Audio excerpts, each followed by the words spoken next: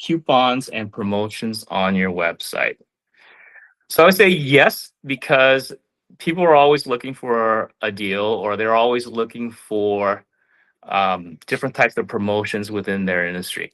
So if your business is retail or your business is product based, then that is very important, that you have some kind of special or coupons. But if you're more around service, I would say during times of the holidays or tax season, things like that, put some kind of promotion out there to let people know, because then you're competing with everyone else in your industry as well. So I would say if there are opportunities to promote or to put out promotions for your business, I would say do that. But then you should also put it on things like Google Business Profile and drive that traffic back to a landing page on your website. Okay.